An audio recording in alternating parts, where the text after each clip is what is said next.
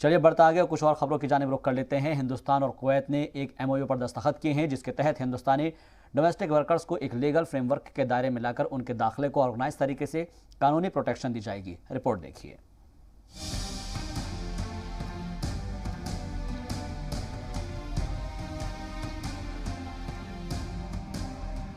ہندوستان اور کویت نے ایک MOU پر دستخط کیے ہیں جس کے تحت ہندوستانی ڈومیسٹک ورکرز کو ایک لیگل فریم ورک کے دائرے میں لا کر ان کے داخلے کو آرگنائز طریقے سے قانونی تحفظ دیا جائے گا۔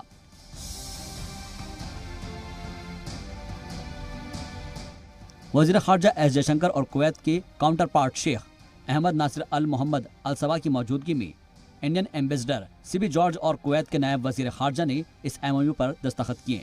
دونوں ممالک کے وزیر خارجہ نے MOU پر دستخط کیے جانے کا استقبال کیا ہے۔ MOU کے مطابق ڈومیسٹک ورکرز کی 24 گھنٹے مدد کے لیے ایک سسٹم قائم کرنے کی کوشش کی جائے گی۔ اس میں پیریوڈک ریویو اور ایولیوشن کے لیے ایک جوائنٹ کمیٹی کی تشکیل کی بات کہی گئی ہے۔ آپ کو بتا دیں کہ کویت میں 10 لاکھ سے زیادہ ہندوستانی رہتے ہیں۔ ہندوستان کویت کے سب سے بڑے کاروباری ساجھ داروں میں سے ایک ہے اور کویت ہندوستان کے لیے تیل کا ایک اہم سپلائر ہے۔ کویت کے وزیر خارجہ شیخ احمد ناصر ال محمد الصباح نے ہندوستان کے ساتھ اپنے ملک کے گہرے تعلقات کی تعریف کی اور کہا کہ یہ باہمی تعلقات ہمیشہ ہی آگے بڑھتے رہے ہیں۔ انہوں نے دونوں ممالک کے درمیان سفارتی تعلقات قائم ہونے کے 60 سال مکمل ہونے کی مبارکباد دیتے ہوئے یہ بات کہی۔